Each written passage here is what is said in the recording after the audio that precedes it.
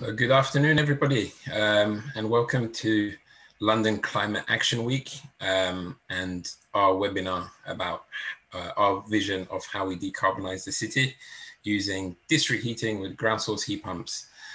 My name is Iman Barmaki.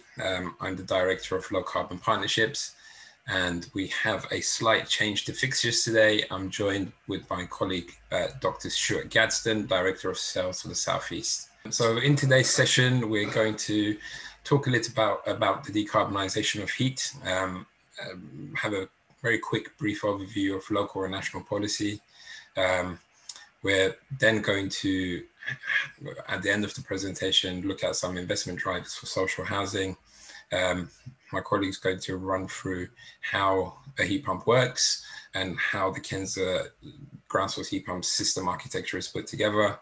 We'll discuss different forms of ambient heat networks, and we're going to finish off by talking through a case study that was completed a couple of years ago at the London Borough of Enfield. And just for background, some of the colleagues are on the call today from Enfield, so hopefully they'll be familiar with it. But I used to work at the London Borough of Enfield until a couple of years ago as head of asset management and sustainability. So I was quite intimately involved with commissioning that project, and it still remains the largest project in terms of social housing retrofit with heat pumps in the UK. So we're quite excited, we're quite proud of that project, and we'll give you an overview of that. And hopefully from that you can see how the system works and how it can be applied to other social housing properties as well. So we need to decarbonise heat. In the UK, over a third of all carbon emissions are attributed to the production of heat. And at the moment, the main source of heating in the UK is using fossil fuel gas boilers. 80% of the existing homes are using gas heating. And year on year, we're buying 1.6 million gas boilers in the UK. And that compares to only 20,000 heat pumps annually. So there's a lot of room for improvement in that respect. UK is the third largest market for gas boilers behind South Korea and China. Many local authorities have declared climate emergencies, all of them with ambition to get to net zero carbon by 2030, some a couple of years before, some a couple of years after. And we're starting to see a lot of action plans come through, and the realization that it's quite a big challenge and quite costly one, and various different local authorities are starting to innovate and find new ways of decarbonising. The Committee on Climate Change suggested that we need to install 2.5 million heat pumps by 2030 if we want to get to our net zero ambitions, which is a huge shift away from the 1.6 million gas boilers that are sold in the UK every year. Last year, we saw the introduction of the government's 10-point plan. And within that, it was suggested that 600,000 heat pumps need to be installed every year by 2028. So there's plenty to do. There's lots of ambition with different local authorities, and we're working quite closely with many, hoping to assist them with their decarbonisation agenda. In terms of national and local policy, hopefully a lot of you will be aware with decarbonisation policy, but we first saw the Clean Growth Strategy come in and suggested that we needed to fully decarbonise how we heat our homes by 2050 if we wanted to get to those 2050 goals.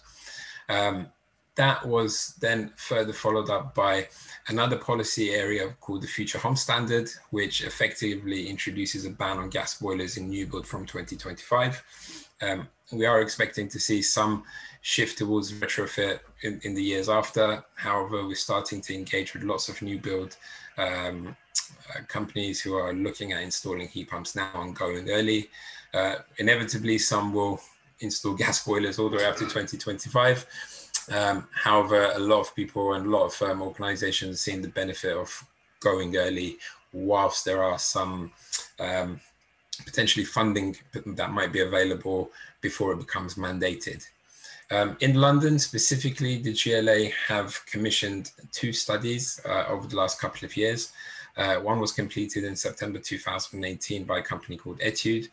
And within that report, which you're more than welcome to read, it's quite a long report, just the headline was that the lowest carbon heat is achieved in residential blocks using ground source heat pumps, which are connected to communal ground loops.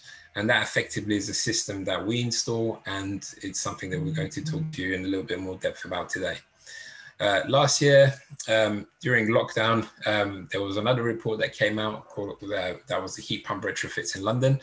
And within that, in most cases where ground source heat pump was considered viable, the lowest carbon and the lowest running cost was achieved by installing ground source heat pumps connected to ambient loops. So at this point, I'm going to hand over to my colleague, Stuart Gadsden, who will introduce himself and will briefly run through the system architecture and how heat pumps work. And then I'll join you later to go through the case studies. Stuart, over to you. Thanks, Iman. Yes, good afternoon, everyone. I'm Stuart Gadsden. I'm the Director of Sales for the Southeast for Kensa Contracting. I've now been at Kensa for over 5 years and been involved in the heat pump industry for, I guess, the best part of 15 to 20 years now. During my short piece here, which is going to take about 15 minutes, I'll give us a quick overview of how heat pumps work. We'll look at the carbon intensity of the electric grid, discuss load shifting, and then give a good overview of ambient heat networks and the different types of heat sources we can use within our systems. So how does a ground source heat pump work? I always tend to think of a ground source heat pump as having 3 closed loops. Typically, we have one closed loop in the ground, the closed loop, which is our refrigerant circuit inside the heat pump, and then the closed loop of our central heating system within our building. Most of the ground arrays that we install are closed loop vertical boreholes with drilling depths anywhere between 150 and 250 meters. Within that closed loop, we circulate a mixture of water and glycol. Glycol is just in there as an antifreeze to make sure the fluid doesn't freeze if we get close to 0 degrees. But effectively, we pump a fluid around plastic pipes that are in the ground, and we're aiming to gain about 5 degrees of heat through that process. The undisturbed temperature in the southeast, so in the London area, is around about 12 degrees. So if we put a fluid into the ground at about 7 degrees, we're aiming to bring it up at about 12. Once it goes into the heat pump, that water and glycol goes into our stainless steel heat exchanger. And on the other side of the heat exchanger is the refrigerant fluid that's inside the heat pump. And that refrigerant fluid has a very low boiling point. So even though we're bringing in some temperature from the ground that could be anywhere usually between about 0 degrees and 12 degrees, it still has enough energy in that fluid to cause the refrigerant to change state from a liquid into a gas. The beauty of now changing that fluid into a gas is that the compressor inside the heat pump is able to compress that gas to raise its temperature and its pressure. So now that we have a high temperature, high pressure gas, we can pass that through another stainless steel heat exchanger on the left-hand side of the diagram. And in that stainless steel heat exchanger, the other side of it is the fluid that's flowing through your central heating system that's going off to your radiators, your underfloor heating, or the coil in your hot water cylinder. At that point, the refrigerant inside the heat pump then changes state back to a liquid, and then we pass it through an expansion valve, which causes its physical characteristics to change again, reverts back to a low boiling point, and the process can continue. The heat pump itself is a very simple box and effectively has a circulation pump to pump the fluid around the ground, a circulation pump to pump the fluid around this heating system, and then the compressor, which is obviously compressing the refrigerant gas. Clearly, a ground source heat pump consumes electricity to make it to work, but typically speaking, in the retrofit applications that Iman will be talking about later on, we're achieving an efficiency or a seasonal coefficient of performance of about 3, and that means that for every 1 unit of electricity we have to buy to produce our heat, we actually get 3 units of heat. So it's a very efficient system, a direct electric system. 1 unit of electric gives you 1 unit of heat, and typically with a gas boiler, if you buy 1 unit of gas, you get around 0.9 units of heat at best. So you can see ground source heat pump is a very, very efficient form of heating. And we're effectively just taking about 5 degrees of heat from the ground, compressing it inside the heat pump, and then putting 5 degrees of heat into our space heating circuit. In terms of Kensa, over the past few years, the main product that we've been selling is our shoebox heat pump. And the shoebox heat pump has been specifically developed to take ground source heat pumps to the mainstream. You know, most people probably think of ground source heat pumps and they might think of Kevin MacLeod on an episode of Grand Designs next to a large eco house in the middle of nowhere, and it's got a large field, and they're putting slinkies in. We still do those types of installation, and we will continue to do that. But if we're going to take ground source heat pumps to the mainstream, we need products that are small enough and quiet enough to fit inside small flats and small townhouses. And we also need technology that means we don't need a lot of space. So most of the systems, we're installing vertical closed loop boreholes. And inside the properties, we have the shoebox heat pump. It comes in 3 kilowatt and 6 kilowatt models. And typically what we find in the retrofit projects, 3 kilowatt heat pumps certainly going to take care of most 1-bed properties and even a lot of 2-bed properties. And the 6 kilowatt shoebox starts to be used for the 3 and 4-bed properties. They always have to be combined with a hot water cylinder. There's many types of hot water cylinder out there. Obviously, unvented cylinders are perhaps the most common. But in one of the pictures there, you can actually see a sun amp phase change battery. So we can, look at new technologies as well. So, we can combine our ground source heat pump with any hot water storage technology.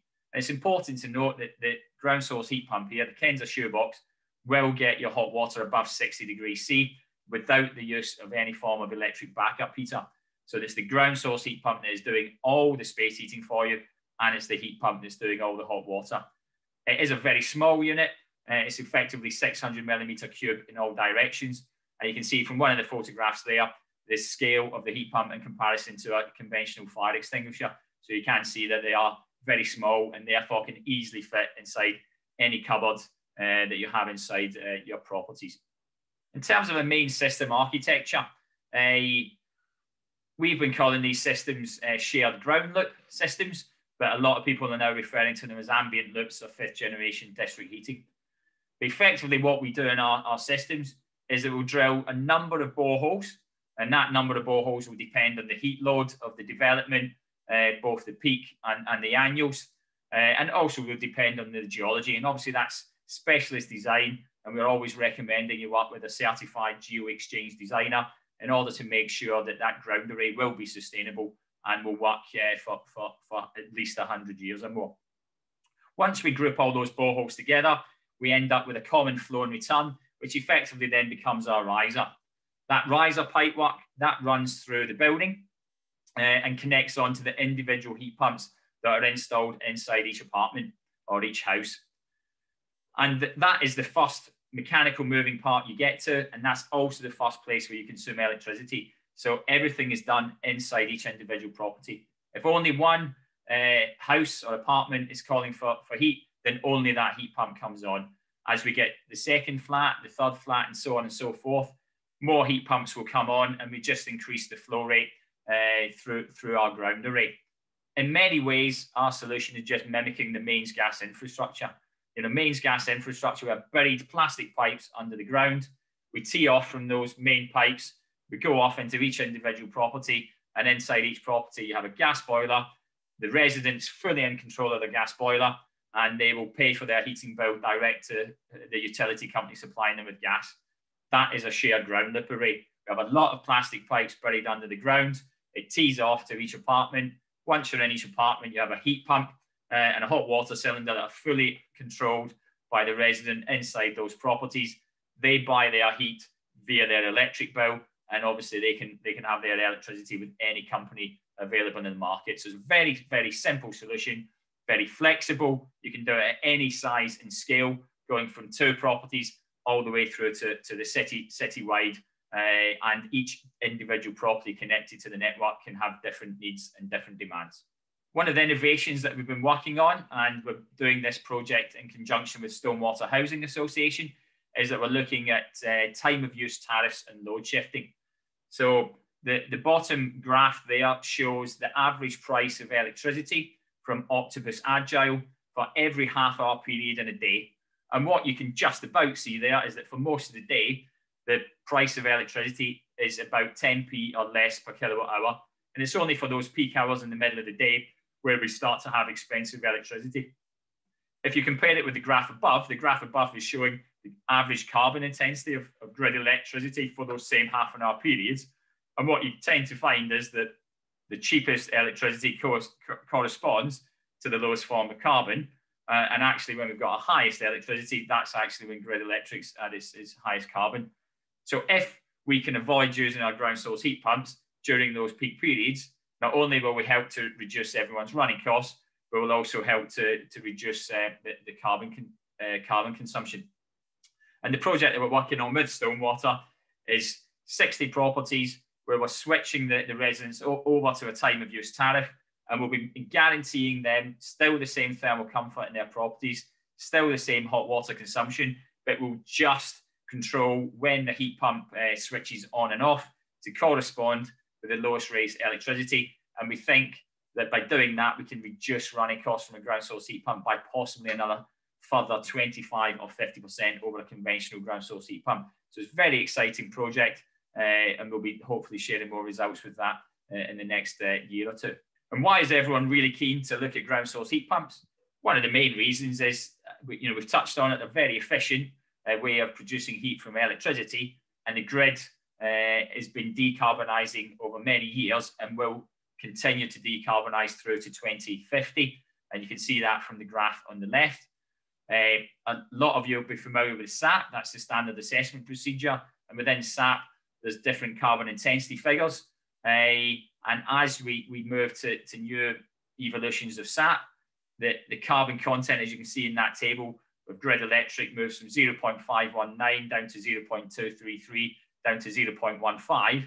Then when you factor in the efficiency of a ground source heat pump, we can get carbon emissions from a ground source heat pump down at 0.05 kilograms of CO2 per kilowatt hour. So that's 50 grams or less of carbon for every kilowatt hour of heat produced from a ground source heat pump.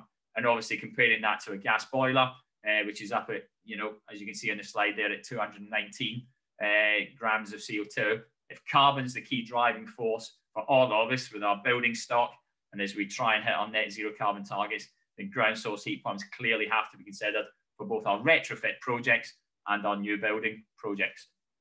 And the foundation of everything that we are doing at Kensa with our ground source heat pumps and our shared ground loops is actually this concept of an ambient temperature. And our ambient temperature, the loops, what you see here on the screen is a city, which, hopefully one day will be London. And what we have is a network of pipes that are connecting every property. So as I said earlier, not too dissimilar to the mains gas network in London. But these pipes are now connected to a range of different heat sources, and the temperature running in those pipes is anywhere between 0 and 20 degrees, and it's still that same water glycol mix. You then have individual heat pumps in every property, so shoebox heat pumps in your small properties, but where you've got schools and offices, you'll have a much larger heat pump. You can get heat pumps that will do your 500 kilowatts, megawatt and above, so we can do small buildings and large buildings. You can also do passive and active cooling from the same network. But what's the beauty of this is it's nice and simple. Every building user pays for their heating via their electric bill, and you have someone that owns the network in much the same way that today someone owns the gas network or someone owns the electric network. So it's very, very tried and tested technology that we're just trying to expand to do it in a citywide approach.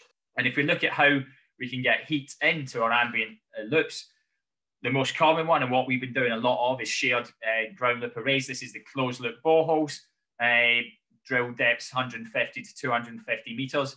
And we've got thousands of projects now across the UK using that technology.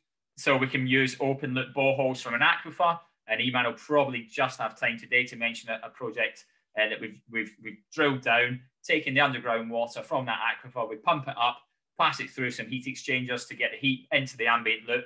We discharge the water back into the aquifer, and again, another sustainable source of heat. Flooded mine workings, perhaps not going to be something that we'll do a lot of in London, but certainly around the whole of the UK.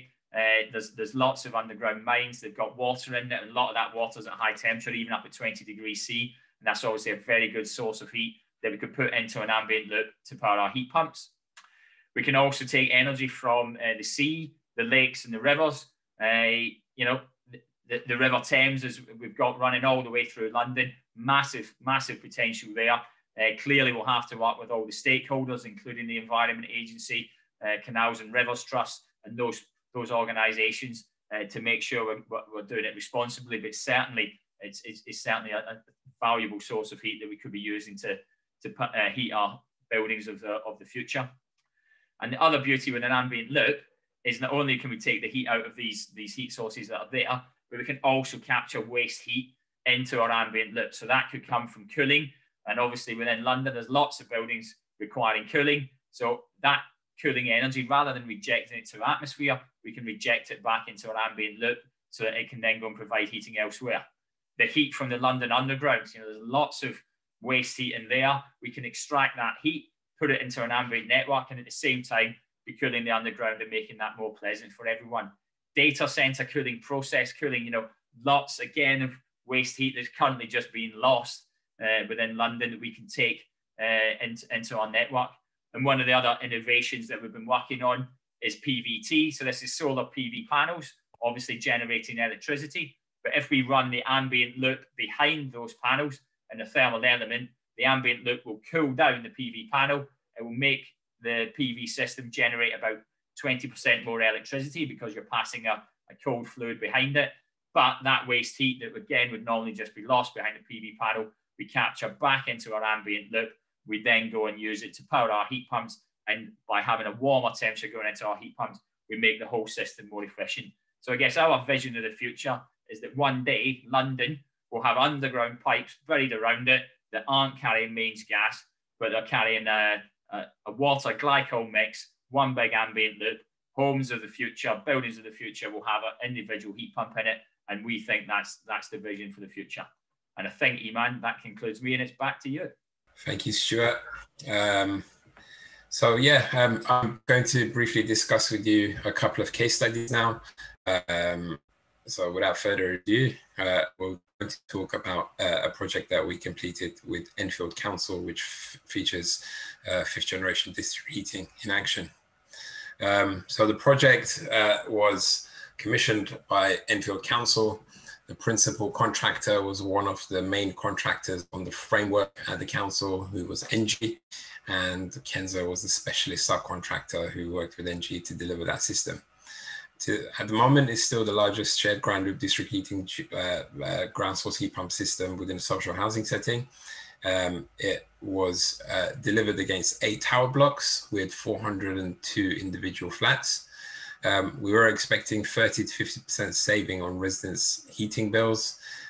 Previously, residents were paying a service charge of around £900 a year for inefficient underfloor electric heating.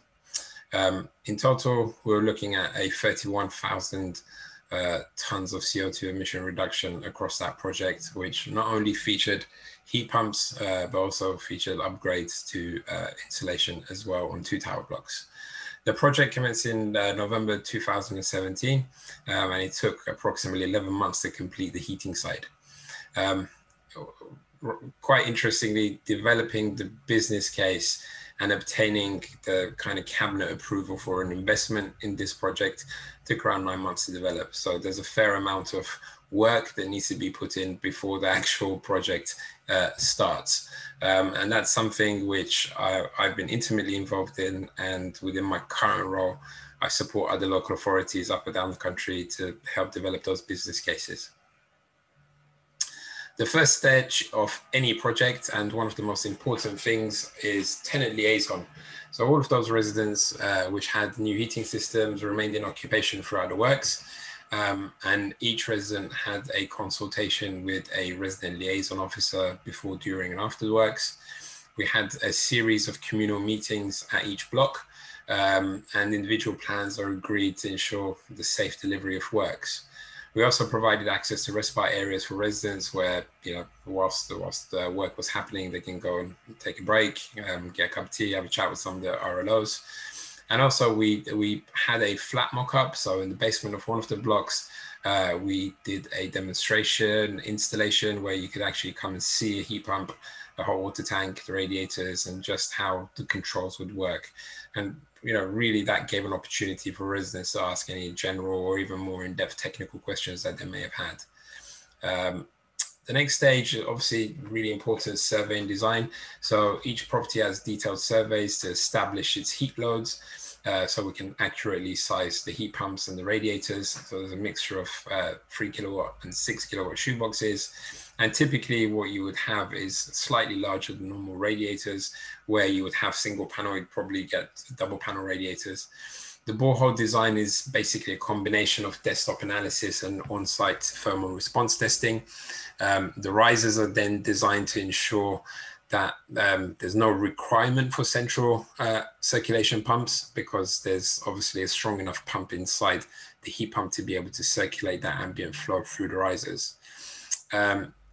The surveys are carried out to locate all of the buried services, both internally and externally. So that's really important to avoid, you know, water mains, sewage, all of that kind of stuff. And also really important in London is unexploded ordnance. So we make sure we survey for that to make sure we don't have any nasty surprises on site.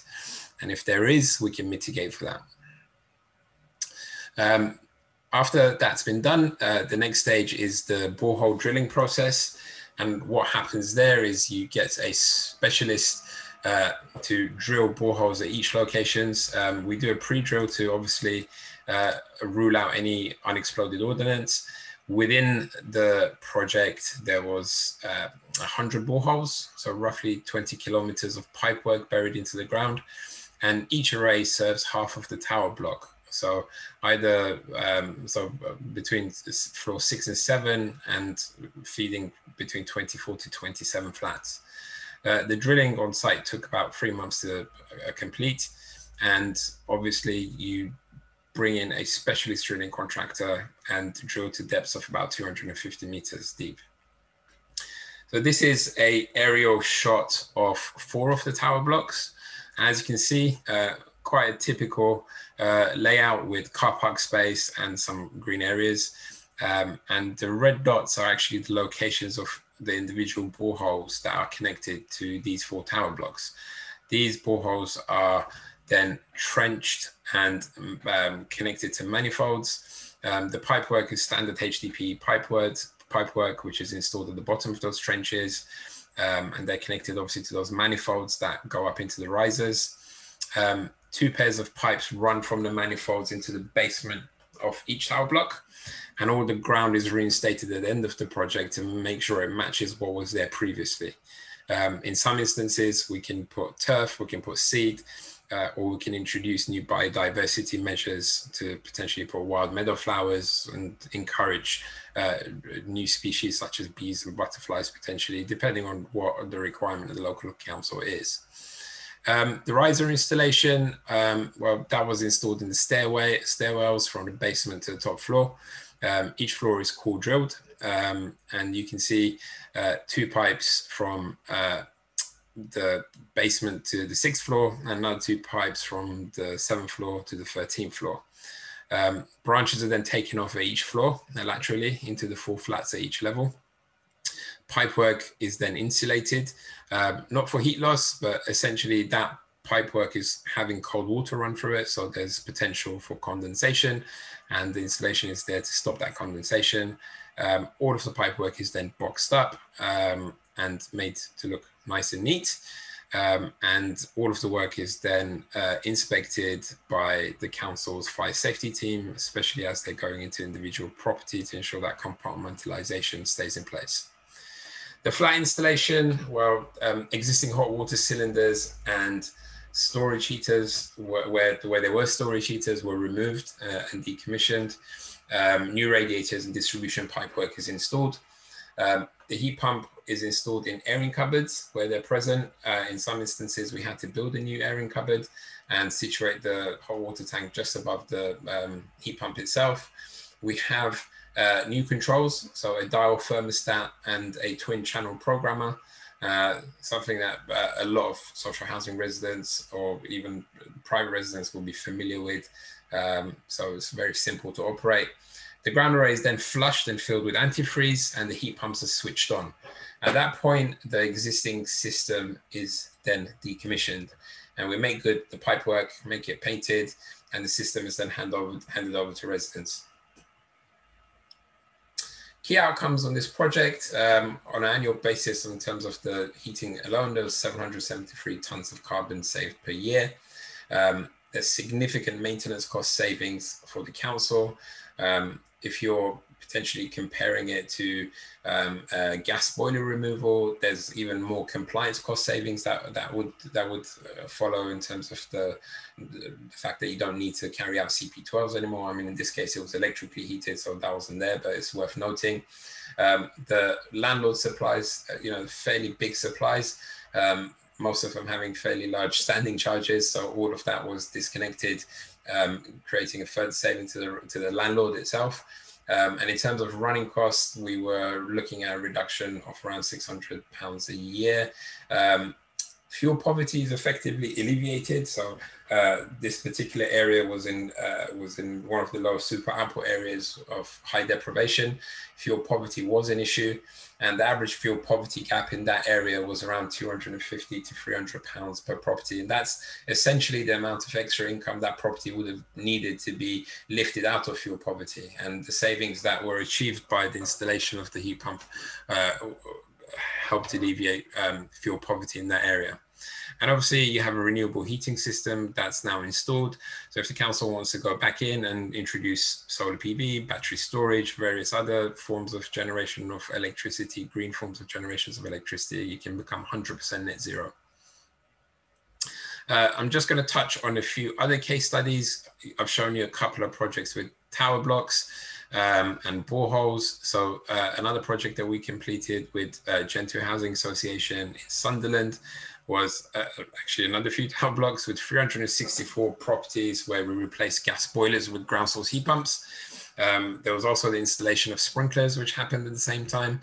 And one of the most interesting things about this project was that we used the aquifer, which was about 60 meters below ground. Smart controls were fitted. We actually used a Sunamp phase change material for the production of hot water, which recharges that hot water a lot quicker and gives a similar experience to residents as if they had a combination boiler. So they get mains pressure hot water coming in through that. And as you can see, huge savings in terms of carbon emissions every year. Most importantly, I think when you're replacing a gas boiler, you have 100% saving on NOx and SOx. So you're making 100% improvement on air quality air quality improvements are happening. So that has a direct impact on the health of the residents in that area as well. Another project that we're working on still, which today has had 770 heat pumps installed, is a project with Together Housing. Typical client for Kensa, where we go in and we carry out one project and we then follow up with a series of other projects over a number of years. So I think the ambition there is to get over 1,000 properties retrofitted with ground source heat pumps. Again, different typology of properties. They had a mixture of high rise, low rise. As you can see in the pictures, like 3 floors, boreholes being drilled to depths of 200 meters, and 45% savings for residents in terms of running costs. Another case study is one area close with Flagship Housing Association. And I suppose the reason we want to highlight this one is that actually even street properties and individual houses can be retrofitted with individual heat pumps. So in this instance, we're replacing inefficient night storage heaters with individual shoebox heat pumps. And on this site, we had 12 boreholes to depths of 200 meters, introducing that shared ground loop array system. It's worth mentioning at this stage that we are exploring different projects, and we have drilled to depths of 300 meters as well. So the deeper you can go, the more ambient temperature you can get from the ground. That provides certain efficiencies as well. So I'm just going to touch on some of the benefits of using ground source heat pumps and some of the key business cases drivers for local authorities. So they generally fall into the 4 categories of fuel poverty, social impact, net zero carbon, and just good asset management. As mentioned already, ground source heat pumps provide the lowest running cost. When you're replacing night storage heaters, for instance, you can have a 50% saving for residents. It also enables you to do load shifting using time of use tariffs, which can further reduce the cost of heating. And that can actually mitigate against fuel poverty. We're also seeing the introduction of gas levies. Basically fossil fuel, higher carbon content. As the grid decarbonizes and electricity becomes greener, we are starting to see some shifts from some of that carbon taxation moving over from electricity to gas. So we're expecting the cost of gas to steadily rise over the next 10 to 30 years. So having an electrified heating system could potentially mitigate against some of those increased prices in gas as well. In terms of social impact, obviously, having that additional saving and that additional cash in your pocket for a resident potentially could mean that they have better ability to spend money in the local area, which can lead to local economic improvement. Better health from having more affordable heating, which has a reduced burden on the NHS, which is ever more important, especially given the context of the current pandemic. Affordable warmth, one of the other big impacts is that it can provide you with better mental health. There's nothing worse than sitting in a cold home, not being able to afford to heat that property and having to make choices between heating and eating. There's still 2.5 million people in the UK that are fuel poor. And using ground source heat pumps connected to shared ground loops in the way that we do it can really help in that respect in terms of lifting people out of fuel poverty. Part of that reinstatement work where we reinstate the ground may mean that you could actually introduce local greening projects. So you may be able to reprofile the shape of a park nearby, providing different play equipment, providing mounds. So there's lots of different things that you can do with some of the spoil that you can take out of the ground. So it can either be wasted or it can be reprofiled locally. In terms of net zero, which is really important, obviously it provides you with the lowest CO2 content. I've mentioned that there's no NOx or SOx emissions, so there's a direct improvement in air quality. It enables local authorities to get on that pathway to net zero by 2030, 2050. In London in particular, some of this work could potentially be funded through carbon offset funds. We are seeing lots of boroughs in London who are participating and are charging the developers who are failing to meet the net zero target or new builds. They can actually offset some of that into the local authorities carbon offset fund. And given the amount of carbon savings that's possible with ground source heat pumps is something that can be funded through carbon offset funding as well. And also you're able to benefit from the future electricity grid decarbonisation as well. So once you've installed those boreholes, they're there for 100 years. At year 20, year 25, that landlord or that homeowner can replace that heat pump with another heat pump, which means they are still accessing the decarbonised electrical power. So they're well on their way in terms of that pathway to meet net zero by 2050 as well.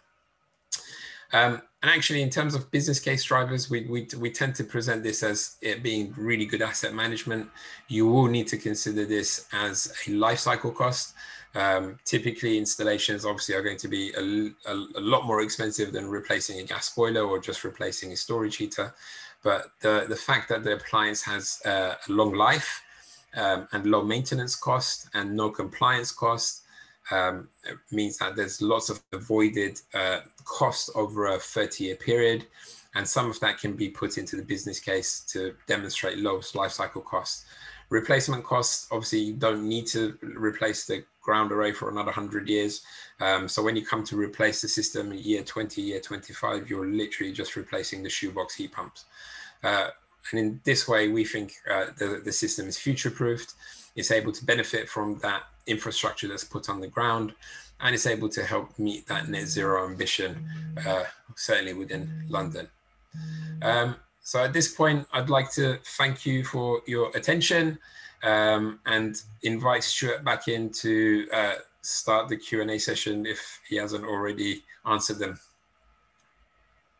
Thank you, Iman. No, I thought there's been some good questions here. So maybe to give your voice a quick break, I'll answer a quick couple and then I'll fire a few at you.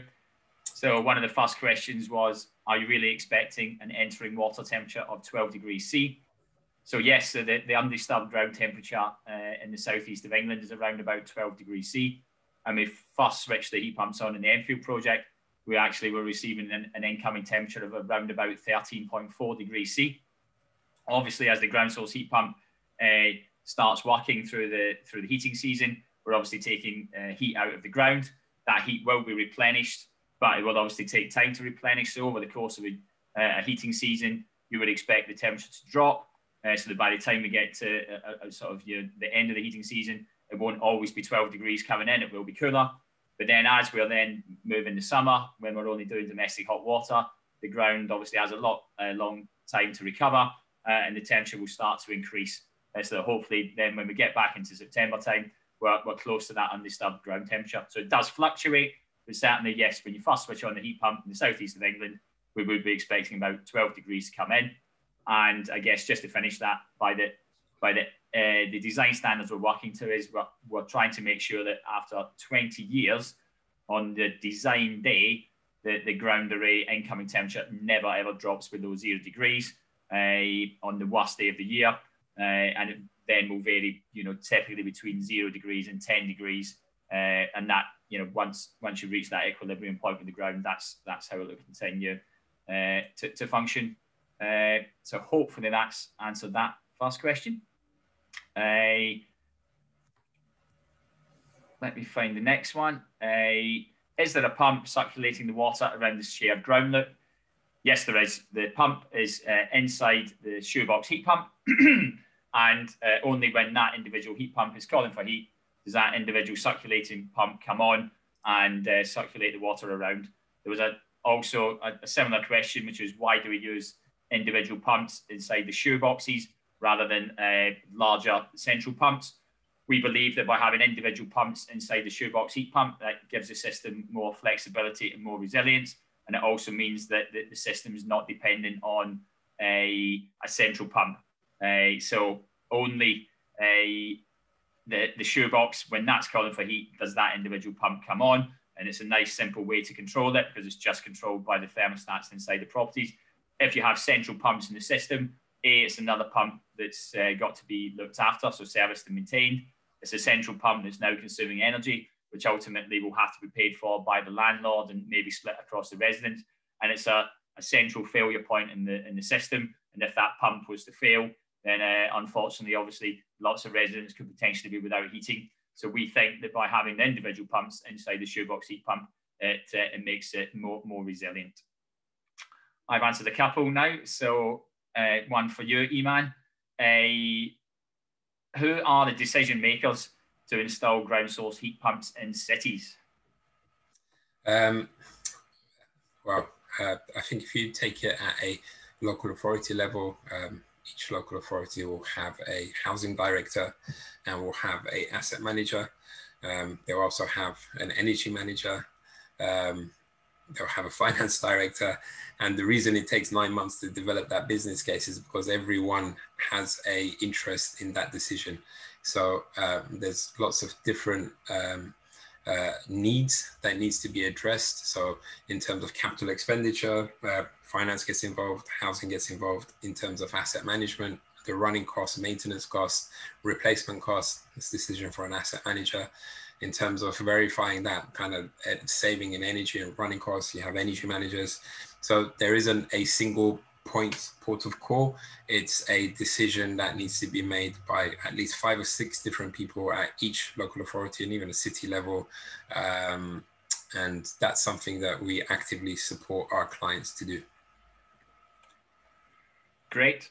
Another one for you, Iman. For what heat pump market segment are ground source heat pumps mainly for? Ground source heat pumps can be used in any property as long as there's enough space to accommodate that extraction of ambient temperature from the ground. So we have focused on social housing retrofit and new build because we feel there's more economies of scale when you're retrofitting larger properties. You know, the cost of mobilizing a drilling rig to a site for 1 or 2 properties can be prohibitive. So you may choose to use a different type of ambient system. So it might be slinkies and horizontal pipework rather than vertical. But essentially, there's 1.1 million flats in high-rise accommodation within social housing. And we know that at least 300,000 of those properties have storage heaters, and residents paying in excess of £900 to £1,000 a year. So that is probably one of the key segments in terms of being able to alleviate fuel poverty and make very quick gains for both social housing landlords and residents who live in those properties. Thanks, Iman. I'll go for the next one. What refrigerant is used now and will be in the future in your ground source heat pumps? So the shoebox heat pump has a refrigerant called R134A, and the other heat pumps that we have at Kensa are typically with R407C. These refrigerants are relatively low global warming potential, but obviously as regulations continue to change over future years, they'll probably be above thresholds, but they're also non-flammable refrigerants. In terms of what will be used in the future, that's an excellent question, and I can't give you a straight answer. I have been speaking to our R&D team and technical directors about that, and basically what they're trying to get is obviously a refrigerant that has a lower global warming potential than the ones we currently do. Will still achieve at least the same efficiencies we currently get, if not better, but are also still non-flammable refrigerants, and that's a difficult set of questions to answer to come up with one solution. So there's a few refrigerants that they're looking at, but at the moment I couldn't tell you which one is going to win that. But clearly that's something that we're going to have to keep working on. Let me just find the next question for you, Iman. There's good questions that are coming in, really good. Definitely you can have this one, Iman. Are there organisations currently prepared to take on the financing and management role as a municipal utility owning the ground array, and how will they receive revenue to cover their costs? Short answer is yes. There are organisations that can do that.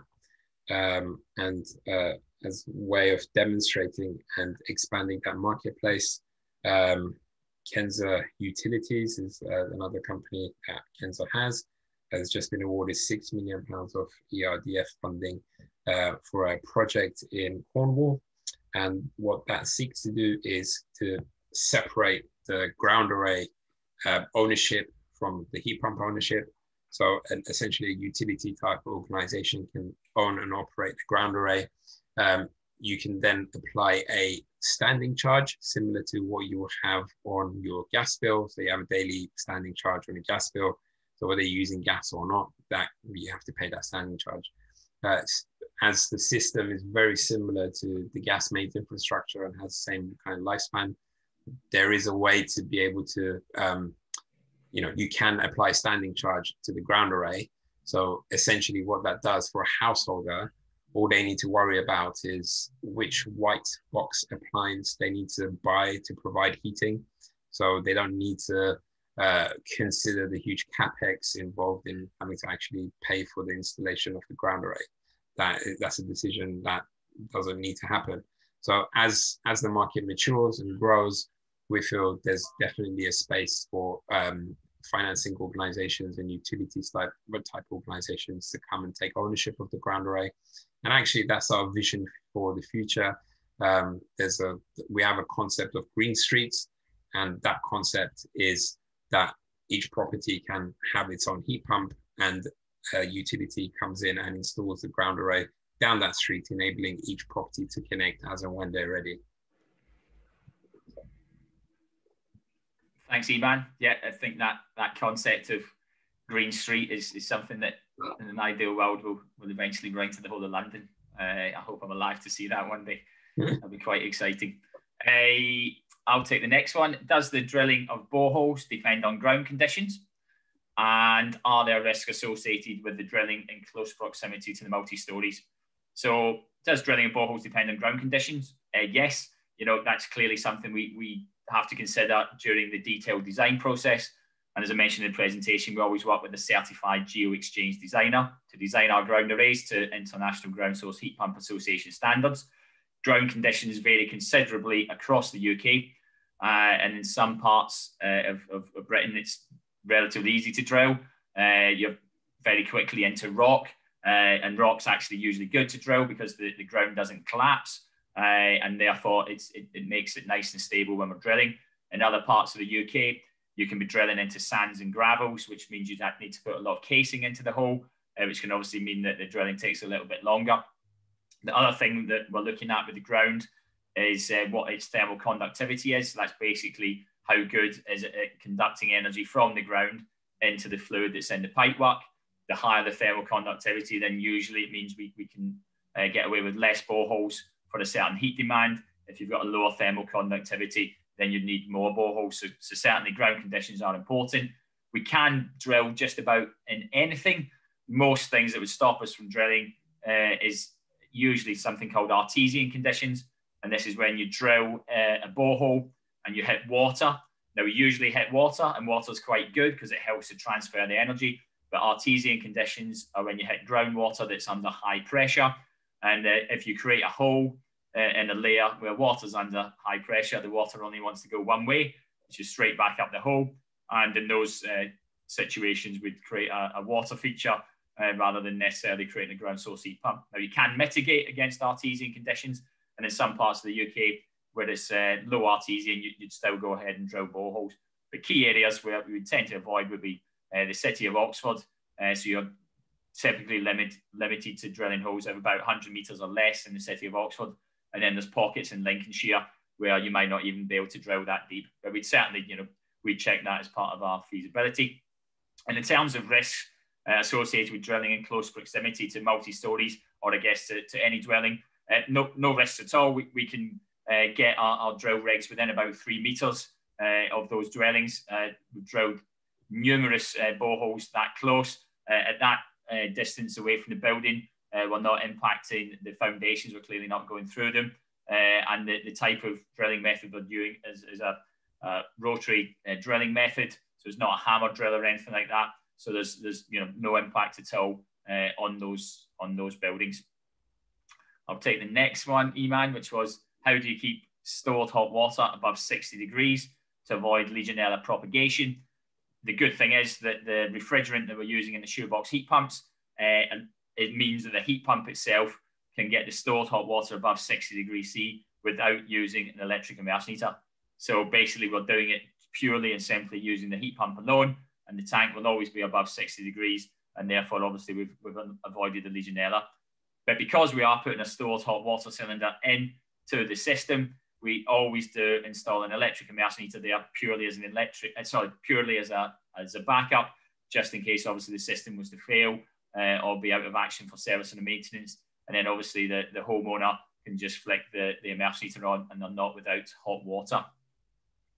I'll hand this one to you, Eman, noticing that we've got a couple of minutes, so we might not quite get through all the questions.